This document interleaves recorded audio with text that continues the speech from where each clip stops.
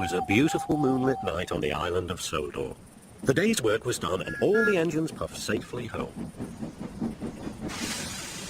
"Thomas," whispered Percy, "will you tell us the end of the story?" "You mean the one about Duke, the lost engine?" "Exactly," said Henry. "But," added James, "please remind us of the story so far." So Thomas began, and here is the rest of the story he told. Duke was old and lived with two young engines called Stuart and Falcon. They teased Duke and called him Grandpa, but they were happy together.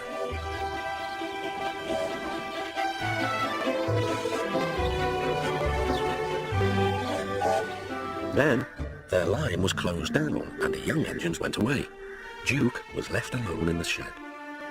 He went to sleep, and everything around him changed. But Duke was never forgotten.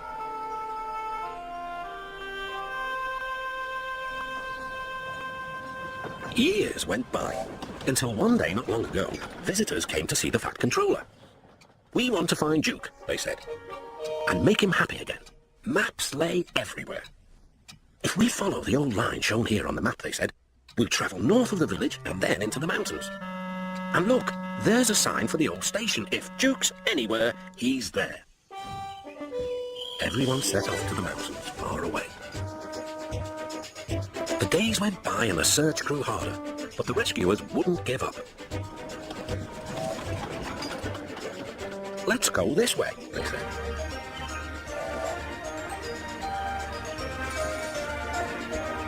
But there was still no sign of Duke.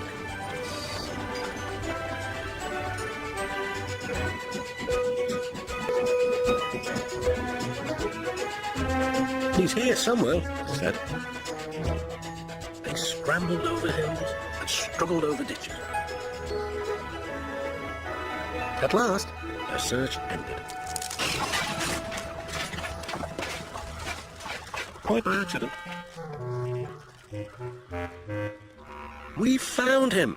We found our sleeping beauty!" "Excuse me," inquired Duke. "Are you a vandal?"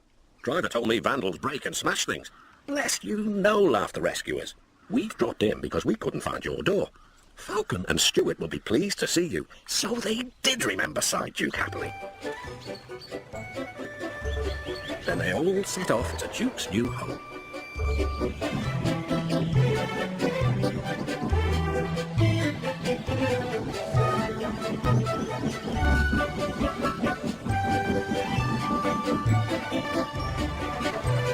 Stuart and Falcon were ready with a big welcome. "He's here," they whispered. "Shh, shh." "You woke me up," grumbled Duke. "In my young days, engines were seen and not heard, Grandpuff, we know. We'll all be back to work tomorrow. We're glad you've come back. We can keep you in order now." "Keep me in order? Be off with you." "Impudent scallywags," murmured Duke.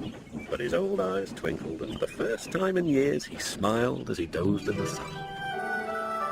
"And that," said Thomas, "is the whole story. Did you like it?" "Yes, indeed," agreed the engines, especially the happy ending. And soon they were all asleep too.